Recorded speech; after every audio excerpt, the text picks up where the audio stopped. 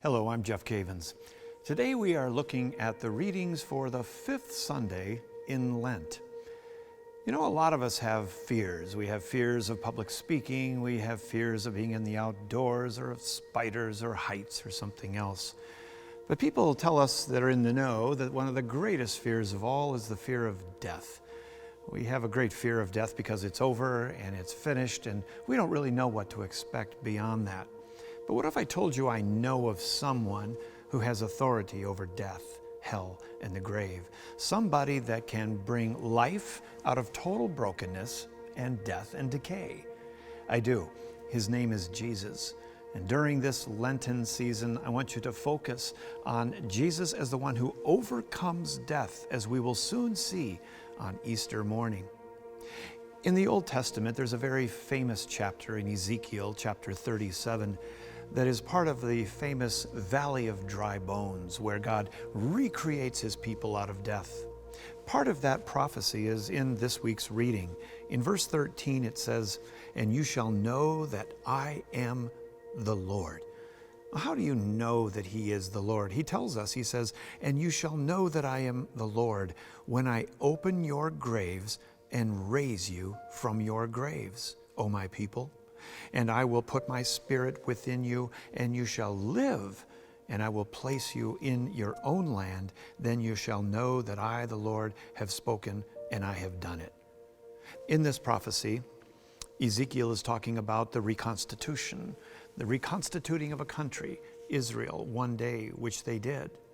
But at a deeper level, Ezekiel's talking about the reconstituting of our lives from brokenness, from shame, from sin, to health and life once again. We can't do this ourselves, and you can't do it yourself, but Jesus can. In the same way that he speaks to the children of Israel in Ezekiel, he demonstrates this in John chapter 11 with the raising of Lazarus from the dead. Lazarus, who's been in the tomb for some time, even speaks of a stench coming from the tomb. Jesus comes to the tomb, and what does he do?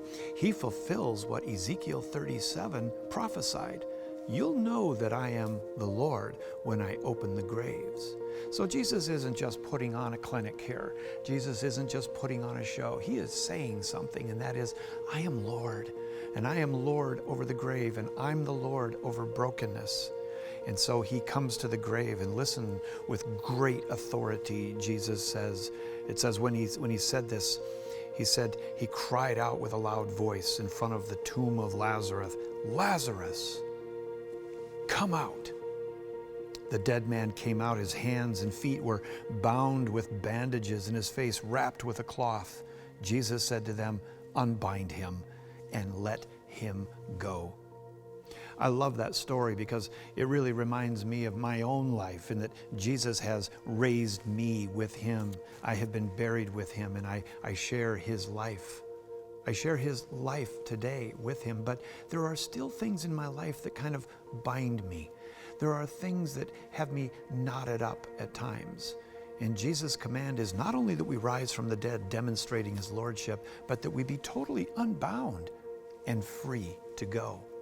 This follows a theme that we see often in Lent, and that is that this encounter with Jesus results in freedom, and that freedom results in going out and proclaiming.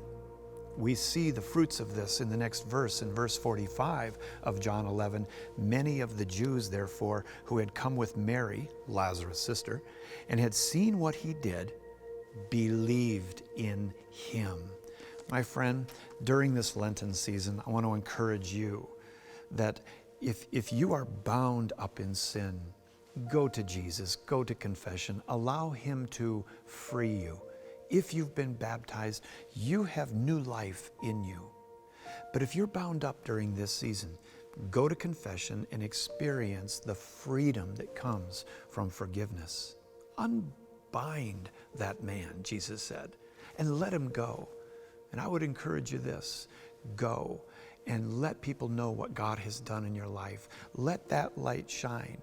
And just like Mary telling the neighbors about what happened to her brother, as you go out, people are going to believe as a result of your freedom.